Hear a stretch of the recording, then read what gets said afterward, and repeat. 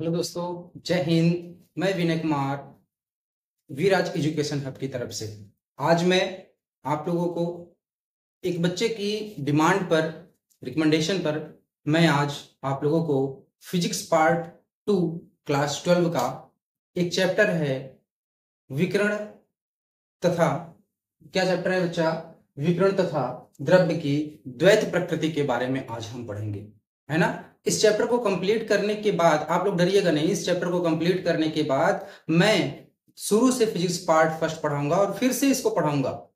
लेकिन अभी उसकी बहुत ज्यादा उसने फोर्सेबल कहा कि सर इसको कंप्लीट करवाइए, ये मेरी जरूरत है। तो मैंने कहा कि मैं इसको जो तो है कंप्लीट कर देता हूँ, इसका कुछ टॉपिक है मैं इसे क्लियर कर देता हूँ, है ना।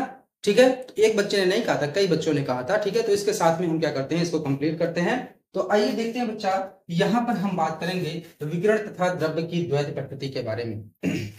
सबसे पहले तो यहां पर हम ये जानते हैं कि जो प्रकाश की किरण होती है, सूर्य के प्रकाश की किरण, है ना, और इसके बाद या फिर किसी भी प्रकाश स्रोत की प्रकाश की जो किरणें होती हैं वो क्या करती हैं बच्चा? वो है आपका तरंग की तरह व्यवहार करती हैं।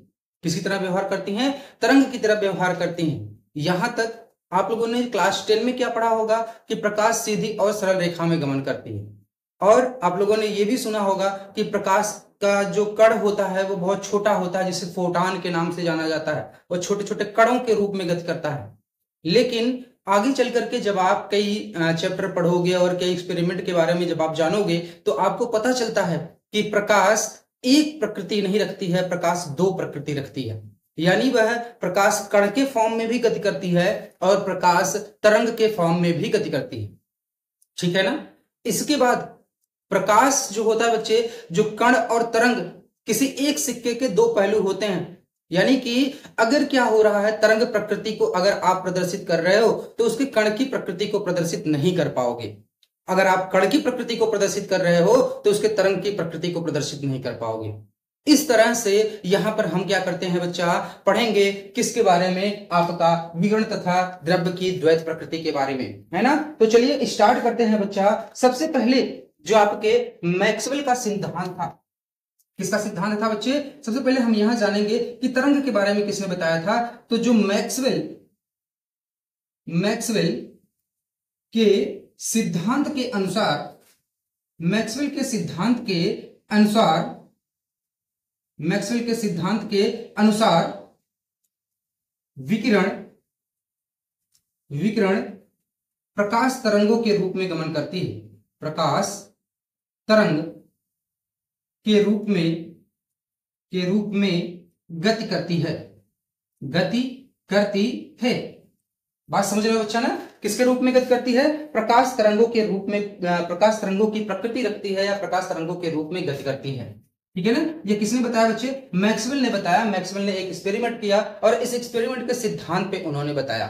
ठीक है ना। अब देखिए क्या होता है बच्चे कि ये जो तरंगे होती हैं ये विद्युत चुंबकीय तरंगे होती हैं। क्या होती हैं भैया? ये आपकी विद्युत चुंबकीय तरंगे होती हैं। ये आपकी क्या होती हैं? विद्युत चुंबकीय तरंगे होती हैं। विद्युत चुंबकीय तरंगे होती हैं। ठीक है, ये क्या होती हैं? विद्युत चुंबकीय तरंगे होती हैं। ठीक, कैसी तरंगे होती हैं? यह तरंगे जो होती हैं आपकी विद्युत चुंबकीय तरंगे होती हैं। जो तरंग प्रकाश तरंग होता है, किसने बताया था बच्चा? मैक्सवेल ने बताया था। मैक्सवेल ने बताया कि जो प्रकाश की तरंगे होती हैं वो जो प्रकाश का विकिरण होता है, जो प्रकाश का किरण होता है वो तरंगों के फॉर्म में गति करता है और वह क्या होता है बच्चे? वह विद्युत चुंबकीय तरंगे होती हैं। इसके बाद क्या होता है, यहाँ पे आपका ये पता चलता है कि जो आपका प्रकाश है, जो प्रकाश की तरंग है, प्रकाश की तरंग क्या करता है? प्रकाश की तरंग आपका, प्रकाश की तरंग किसकी व्याख्या कर लेता है बच्चे? प्रकाश की जो तरंगे होती हैं वह परावर्तन, अपवर्तन, क्लास 10 में पढ़ा होगा बच्चे। प्रकाश की तरंग क्या करता है? प्रकाश की तरंग परावर्तन, अपवर्तन,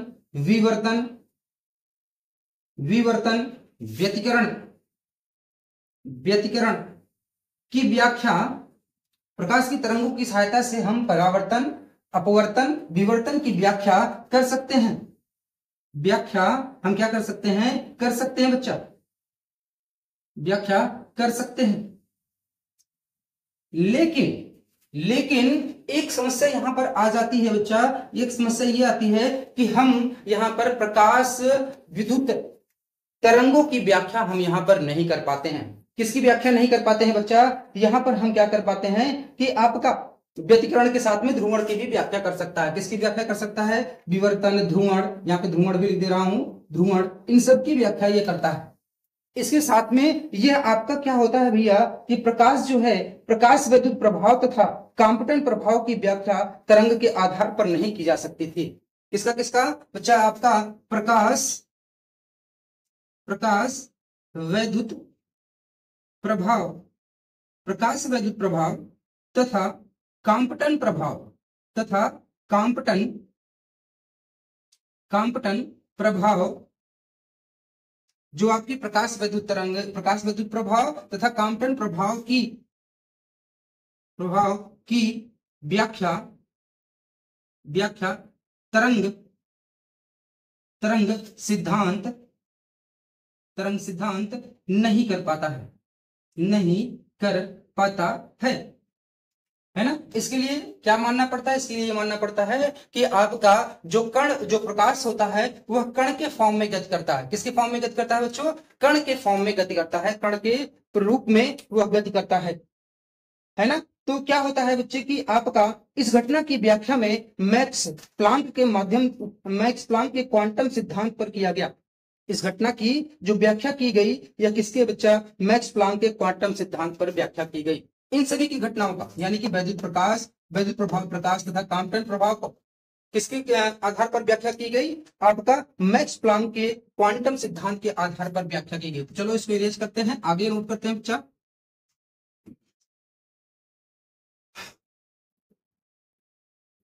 देखना भी क्या होता है यहां पर आपका ये होता है कि जो आपका इस घटना यानी कौन कौन सी घटना? प्रकाश वैद्युत प्रभाव और कांपटन प्रभाव। इस घटना की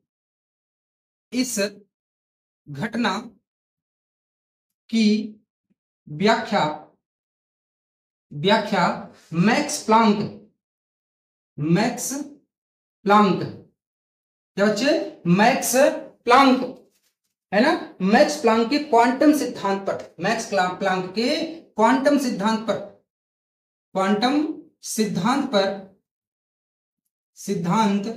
पर व्याख्या, इस घटना की व्याख्या मैक्स प्लांक के क्वांटम सिद्धांत पर की जा सकती है ना। मैक्स प्लांक का जो क्वांटम सिद्धांत था उस क्वांटम सिद्धांत पर यहां पे आपको क्या किया जा सकता है? इसकी व्याख्या की जा सकती है। तरंगों की द्वैत प्रकृति होती है ना बच्चे। तो क्या होता है बच्चे? जो आपका प्रकाश, इस आधार पर हम कह सकते हैं विकिरण की प्रकृति, इस आधार पर हम क्या कह सकते हैं? इस आधार पर हम कह सकते हैं कि इस आधार पर प्रकाश की प्रकृति, तरंग की प्रकृति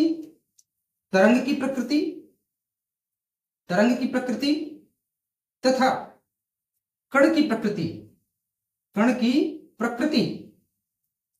तरंग की प्रकृति यानी क्या होता है बच्चा? आपका पार्टिकल का नेचर और वेव का नेचर ये रखता है ना। पार्टिकल का नेचर और वेव का नेचर दोनों होती है। इस आधार पर हम कह सकते हैं कि प्रकाश की आवृत्ति तथा प्रकाश की प्रकृति तथा प्रकाश की जो प्रकृति होती है वह तरंग की प्रकृति होती है तथा कण की प्रकृति होती है, दोनों होती है। तरंग की प्रकृति तथा कण की प्रकृति दोनों होती है, ठीक है ना। क्या होती है? दोनों होती है। और इसके बाद हम इसीलिए कहा जाता है कि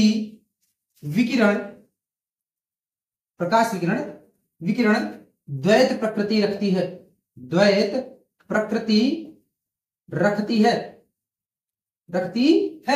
क्या रखती है बच्चा?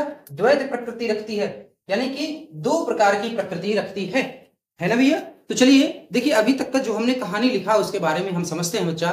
क्या क्या लिखा हम लोगों ने ये लिखा कि जो आपकी प्रकाश होती है, प्रकाश की जो किरण होती है यानी उसका जो विकिरण होता है, विकिरण क्या करता है बच्चे? आपका जो है कि वह प्लांक मैक्सवेल के सिद्धांत के आधार पर, मैक्सवेल के सिद्धांत के आधार पर यह बताया गया कि जो प्रकाश होती है वह तरंग के फॉर्म में गति करती है, यानी कि तरंग का फॉर्मेट रखती है। फिर इसके बाद अगर ये तरंग के फॉर्मेट रखती है तो ये जो होता है प्रकाश की जितनी भी घटनाएं हैं उस सभी घटनाओं की व्याख्या कर लेता बड़े आसानी से। तो यह क्या होता है बच्चे, यह आपका प्रकाश का परावर्तन, प्रकाश की अपवर्तन तथा प्रकाश की विवर्तन, प्रकाश का ध्रुवण और प्रकाश का व्यतिकरण, इन सभी की व्याख्या तो बड़े आसानी से कर लेता है। लेकिन यह क्या करता है बच्चे, प्रकाश वैद्युत प्रभाव तथा कांपटन प्रभाव की व्याख्या नहीं कर पाता है। बात समझ रहे हो? तरंग प्रकृति जो प्रकाश की होती है, तो यह क्या करता है, यह जो आपका होता है भैया, यह आपका तरंग की जो प्रकृति रखता है, यह आपका कांपटन प्रभाव तथा वैद्युत प्रभाव, वैद्युत प्रकाश की प्रकाश वैद्युत प्रभाव की व्याख्या नहीं कर पाता है। फिर होता क्या है कि यह जो है बच्चा आपका यहां पे फिर क्या होता है, इस घटना की व्याख्या करने के लिए मैक्स प्लांक के क्वांटम सिद्धांत की जाती है। मैक्स प्लांक के क्वांटम सिद्धांत की सिद्धांत पर किया जाता है, यानी इस घटना की जो व्याख्या की जाती है वो किस पर व्याख्या की जाती है, मैक्स प्लांक के क्वांटम सिद्धांत पर व्याख्या की जाती है। तो इससे यह पता चलता है, क्वांटम सिद्धांत मतलब छोटे छोटे जो कण होते हैं, कणों के जो समूह होते हैं उसे कहा जाता है क्वांटम कहा जाता है। तो यह जो क्वांटम होता है, इस क्वांटम सिद्धांत के आधार पर क्या किया जाता है, आपका प्रकाश वैद्युत प्रभाव तथा कांपटन प्रभाव की व्याख्या की गई है ना। बातें समझ में आ रही हैं? फिर क्या होता है कि इस आधार पर प्रकाश की प्रकृति कितने प्रकार की होती है, दो प्रकार की दिखाई देती है। एक कैसा दिखाई देता है बच्चे, एक आपका कण की प्रकृति दिखाई देती है और एक तरंग की प्रकृति दिखाई देती है। तो इससे यह समझ में आता है कि प्रकाश की जो विकिरण होती है वह कितनी प्रकृति रखती है, दो प्रकृति रखती है। तो यह दो प्रकृति रखने के कारण इसलिए इसको कहा जाता है विकिरण की द्वैत प्रकृति कही जाती है। क्या कही जाती है बच्चा, विकिरण की द्वैत प्रकृति यहां पर कही जाती है ना। चलिए इस चैप्टर में फिर आपका अगला हेडिंग बनता है इलेक्ट्रॉन का उत्सर्जन। क्या बनता है बच्चे, इलेक्ट्रॉन का उत्सर्जन। जरा इस कहानी को समझते हैं और फिर हम आगे की तरफ बढ़ते हैं भैया। देखना होता क्या है कि जो आपका इलेक्ट्रॉन का हेडिंग क्या है बच्चा, इलेक्ट्रॉन का उत्सर्जन। इलेक्ट्रॉन का उत्सर्जन है ना। अच्छा ये कहानी समझते हैं भाई, उत्सर्जन यानी कि क्या होता है आपका emission of electron, emission of electron. चलो इसके बारे में समझते हैं, इसके बारे में पूरी अच्छी सी तरह से समझते हैं। पहले बच्चा जरा एक चीज ये बताओ कि आपका अगर आप कोई एक धातु की वस्तु को धूप में यानी प्रकाश की किरण के सामने रख देते हो तो वह थोड़ी देर के बाद वह क्या हो जाता है, मेटल गर्म हो जाता है ना। इसका मतलब यह है कोई भी चीज गर्म कब होती है बच्चा, जरा समझना कि जब आप क्या करते हो, आप लोहे के यहाँ लोहार वाले के यहाँ जाते हो तो जब आप क्या करते हो किसी भी वस्तु पर धार दिलवाना होता है तो वो क्या करता है, बार बार उसको क्या करता है, पीटता है। और बार बार पीटने की वजह से वो क्या हो जाता है, उसकी धार पतली हो जाती है, लेकिन जब आप उसको टच करके देखोगे तो वह क्या हो जाता है, गर्म हो जाता है। बात समझ रहे हैं ना। इसी प्रकार से जब आप क्या करते हो, कोई मेटल कहीं पे रख देते हो, प्रकाश की किरण के सामने रख देते हो, धूप में रख देते हो, तो क्या होता है, जो प्रकाश में छोटे छोटे जो कण होते हैं उसमें बार बार क्या करते हैं, आघात करते हैं। और जब बार बार आघात करते हैं तो क्या होता है, उसकी जो ऊपरी पृष्ठ है, जो ऊपरी सतह है वह क्या हो जाती है, गर्म हो जाती है।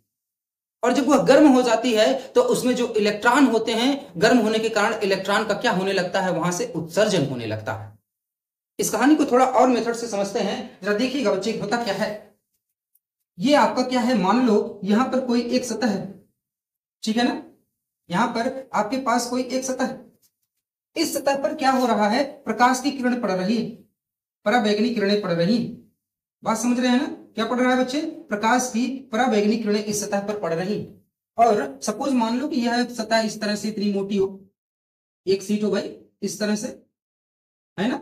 तो क्या होता है कि आपका यह एक सीट है, तो इस सीट पर आपने क्या किया बच्चे, प्रकाश की किरणें डाली। तो जब प्रकाश की किरणें डाली तो आपको पता है कि यहां पर अगर यह धातु है, यह क्या है बच्चा, धातु है, मेटल है कोई। और जब यह कोई एक मेटल होगा तो इसमें क्या पाए जाते हैं बच्चा, मुक्त इलेक्ट्रॉन पाए जाते हैं।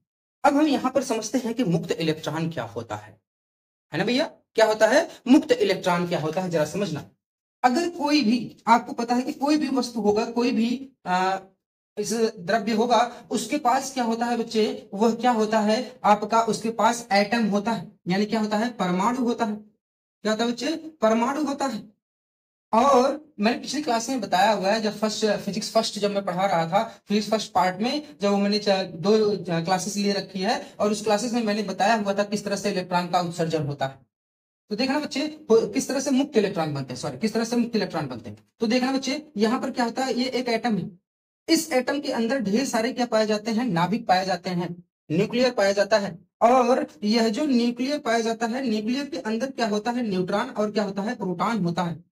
न्यूट्रॉन प्रोटॉन अंदर की तरफ होते हैं, इलेक्ट्रॉन इसके बाह्यतम ऑर्बिटल में क्या करते रहते हैं, चक्कर लगाते रहते हैं। और ये क्या होता है बच्चे, बॉन्डिंग इनकी बड़ी अच्छी रहती है। जितना नंबर ऑफ प्रोटॉन यहाँ नाभिक में होता है, उतने ही नंबर ऑफ इलेक्ट्रॉन इसके बाह्यतम ऑर्बिटल में क्या करते रहते हैं, चक्कर लगाते रहते हैं, बाह्य कक्ष में चक्कर लगाते रहते हैं। अभी होता क्या है भैया कि, और एक भी ये भी बात जान लो कि इस जो एटम का पूरा भार होता है, वो कहाँ निहित होता है, नाभिक में निहित होता है, नाभिक में समाहित होता है। तो प्रोटॉन पे कौन सा चार्ज होता है, प्रोटॉन पे प्लस चार्ज होता है, यह उदासीन होता है न्यूट्रॉन, और इलेक्ट्रॉन पे कौन सा चार्ज होता है, माइनस चार्ज होता है ना। ये बातें समझ में आ रही हैं। तो जब क्या होता है बच्चे, यह क्या करता रहता है, इलेक्ट्रॉन अपने ऑर्बिटल में चारों तरफ क्या करता रहता है, मूव करता रहता है, गति करता रहता है।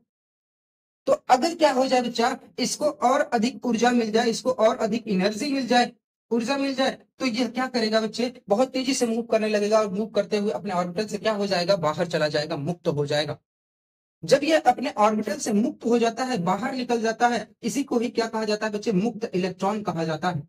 क्या कहा जाता है, मुक्त इलेक्ट्रॉन कहा जाता है। और मुक्त इलेक्ट्रॉन कैसा होता है बच्चे, धनायन इलेक्ट्रॉन होता है। कैसा होता है, धनायन इलेक्ट्रॉन होता है। कैसा इलेक्ट्रॉन होता है बच्चे, यह आपका धनायन इलेक्ट्रॉन होता है। इतनी बातें समझ में आ रही है, ठीक है ना। तो फिर आगे देखिएगा बच्चे, होता क्या है अब इस घटना में।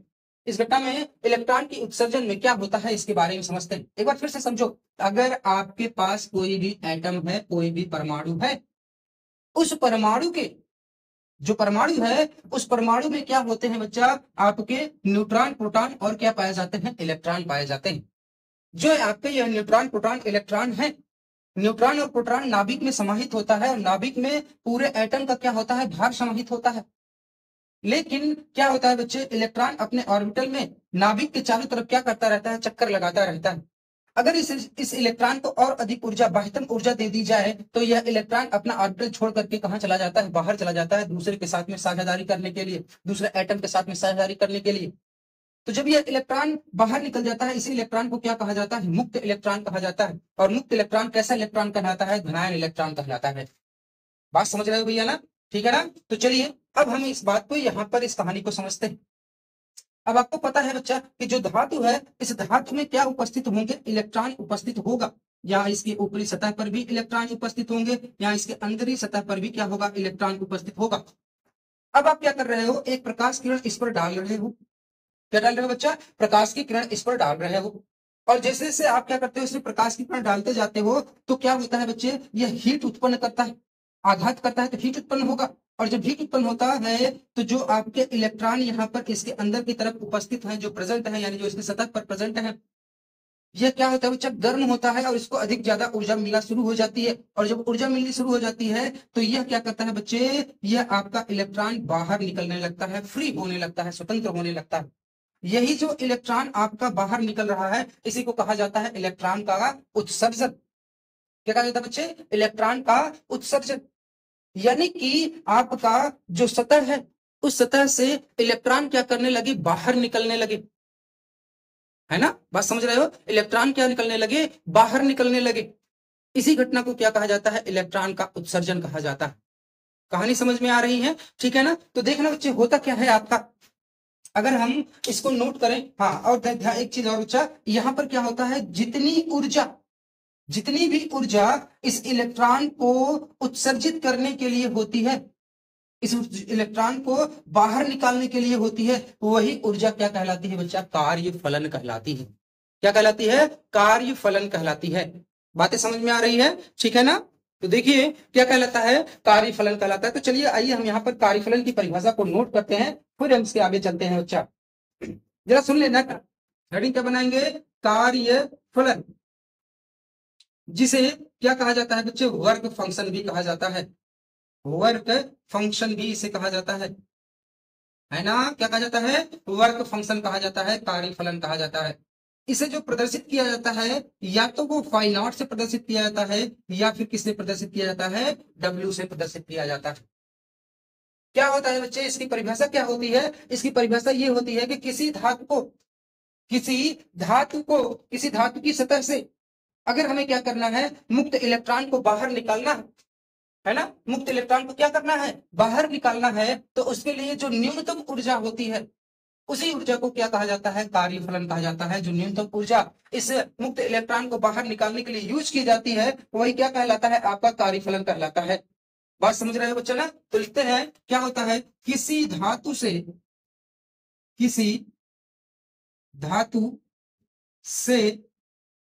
किसी धातु से मुक्त इलेक्ट्रॉन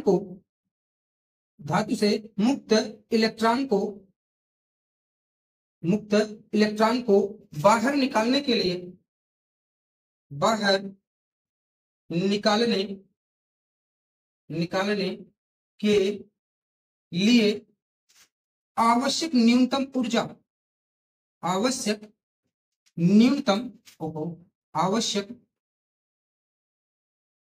आवश्यक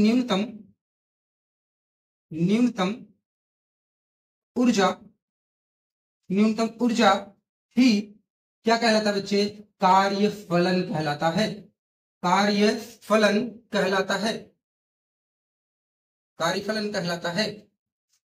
जरा इस बात को समझते हैं भैया, देखो ये इस तरह से आपकी क्या थी, प्लेट थी, है ना, इस तरह से आपके पास क्या है, प्लेट है, और इस प्लेट में ढेर सारे मुक्त इलेक्ट्रॉन प्रेजेंट हैं, यहाँ पर इस तरह से ढेर सारे मुक्त इलेक्ट्रॉन प्रेजेंट हैं। ठीक है भैया, बातें समझ रहे हो? अब क्या होता है कि आप यहाँ पर पराबैंगनी प्रकाश की किरणें यहाँ पर डालते हो, क्या डालते हैं भैया, प्रकाश की पराबैंगनी किरणें डालते हैं। जब प्रकाश की इस पे किरणें पड़ती है तो होता क्या है बच्चा, यह जो प्रकाश की किरणों में जो ऊर्जा होती है, यह ऊर्जा इन इलेक्ट्रॉनों को देना स्टार्ट कर देता है। मान लो शुरू में पड़ा तो ऊर्जा कम मिल रही थी, इलेक्ट्रॉन का उत्सर्जन नहीं हो रहा था, धीरे धीरे ऊर्जा क्या होती जाएगी, बढ़ती जाएगी, और जैसे जैसे ये ऊर्जा बढ़ती जाएगी, यह इलेक्ट्रॉन धीरे धीरे ऊपर आता जाएगा, और यहाँ पे सतह से आकर के क्या हो जाता है, मुक्त हो जाता है। यह इलेक्ट्रॉन क्या हो जाएगा, मुक्त हो जाएगा, फ्री हो जाएगा, स्वतंत्र हो जाएगा। तो यहाँ पे एक न्यूनतम ऊर्जा जो इस इलेक्ट्रॉन को क्या किया है बच्चे, सतह पर लाया और वहां से फ्री कर दिया, वहां से मुक्त कर दिया, तो वह न्यूनतम ऊर्जा ही क्या कहलाती है बच्चा, इसका कार्यफलन कहलाता है। क्या कहलाता है, कार्यफलन कहलाता है। बातें समझ में आ रही हैं? ठीक है ना? तो चलिए पहले देखो जरा बच्चा, पॉइंट वाइज करके हम इसे नोट करते हैं। इसे फाई नॉट या डब्ल्यू से प्रदर्शित किया जाता है, फाई नॉट या डब्ल्यू से प्रदर्शित किया जाता है, ठीक है ना, कार्यफलन को, इसे बच्चा कार्यफलन को। फिर इसके बाद इसका जो मात्रक होता है, इसका मापन इलेक्ट्रॉन वोल्ट में किया जाता है। किसमें किया जाता है बच्चे, इलेक्ट्रॉन वोल्ट में किया जाता है। इसका मापन जो किसमें करते हैं बच्चा, हम इलेक्ट्रॉन वोल्ट में करते हैं। बताइए ये बातें समझ में आ रही है? तो जो अब आप पूछोगे सर कि इलेक्ट्रॉन वोल्ट क्या होता है, तो आप यहाँ पे छोटी सी एक परिभाषा लिख लोगे, क्या बच्चे, इलेक्ट्रॉन वोल्ट यानी ईवी। किसी इलेक्ट्रॉन को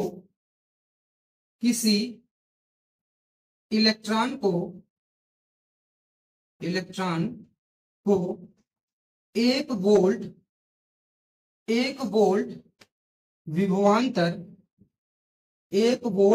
विभवांतर लिख देता भाई, 1 वोल्ट। किसी इलेक्ट्रॉन को 1 वोल्ट विभवांतर द्वारा त्वरित करने पर, 1 वोल्ट विभवांतर द्वारा त्वरित करने पर जो भी ऊर्जा का मान होता है उसे 1 इलेक्ट्रॉन वोल्ट कहते हैं। 1 इलेक्ट्रॉन वोल्ट बराबर, 1 इलेक्ट्रॉन होता है बच्चे, 1 इलेक्ट्रॉन वोल्ट बराबर 1.602 जूल गुणे 10 के घाते माइनस में 19 जूल होता है। यहाँ पे ये बातें हमको यह समझ में आता है कि आपका जो एक इलेक्ट्रॉन वोल्ट होता है वो क्या होता है। बच्चा जरा इस बात को समझते हैं कि एक इलेक्ट्रॉन वोल्ट होता क्या है ना। इस बात को हम समझते हैं कि एक इलेक्ट्रॉन वोल्ट क्या होता है भाई।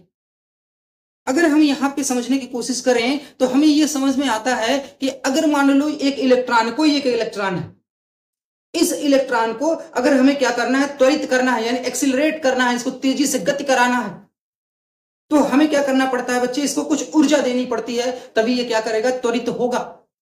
तो अगर मान लो इस इलेक्ट्रॉन को हम त्वरित करने के लिए, गति कर इसकी बढ़ाने के लिए हम क्या करते हैं, 1 वोल्ट की ऊर्जा दे देते हैं, 1 वोल्ट का विभवांतर दे देते हैं। और जब हमसे 1 वोल्ट का विभवांतर देते हैं तो जो भी यह त्वरित होता है, जो भी यह ऊर्जा प्राप्त करता है, इसी ऊर्जा को ही क्या कहा जाता है भैया, 1 वोल्ट कहा जाता है। और वह कितनी ऊर्जा प्राप्त करता है, 1.602 × 10⁻19 जूल का ऊर्जा प्राप्त करता है। तो यहां पर समझते हैं कि जो आपका कार्यफलन होता है, कार्यफलन जो होता है बच्चे, धातु की जो सतह होती है, धातु की जो पृष्ठ होती है, उस पृष्ठ की प्रकृति पर निर्भर करता है। यानी पृष्ठ की प्रकृति अगर अच्छी होगी, यानी क्या होगा भैया कि उसका जो पृष्ठ की प्रकृति बहुत ज्यादा अच्छी होगी, तो वहां से इलेक्ट्रॉन का उत्सर्जन बड़े आसानी से होगा।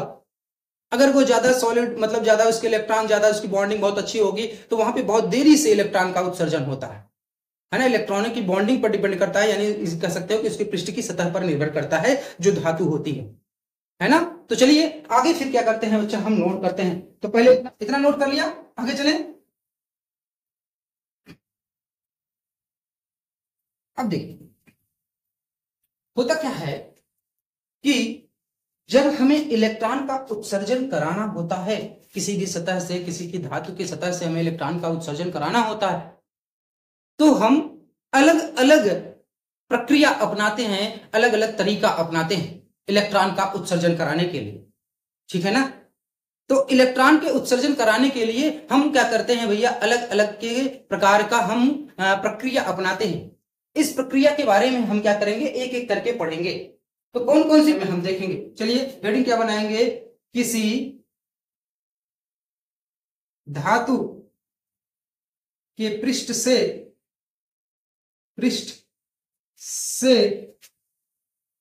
किसी धातु के पृष्ठ से इलेक्ट्रॉन उत्सर्जन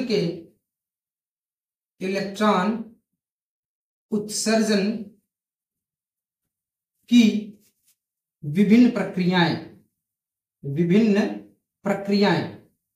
कौन कौन सी प्रक्रिया हम कर सकते हैं। पहला क्या होता है बच्चे, पहला होता है आपका तापायन। क्या होता है बच्चा, पहला आपका क्या होता है, तापायनिक उत्सर्जन। क्या होता है बच्चे, तापायनिक उत्सर्जन। क्या होता है, इसको कहा जाता है तापायनिक उत्सर्जन। पहला क्या होता है, तापायनिक उत्सर्जन, है ना बच्चे। क्या होता है, तापायनिक उत्सर्जन, इसको कहा जाता है थर्मोनिक इमिशन होता है। इस बात को समझते हैं, जो तापायनिक आपका होता है, इस तापायनिक के बारे में हम यहां पर समझते हैं कि तापायनिक उत्सर्जन क्या होता है। देखना बच्चे, अगर आपके पास कोई एक धातु है ना, उस धातु में आपको पता है कि मुक्त इलेक्ट्रॉन उपस्थित होंगे। मेटल में क्या होता है, मुक्त इलेक्ट्रॉन उपस्थित होते हैं।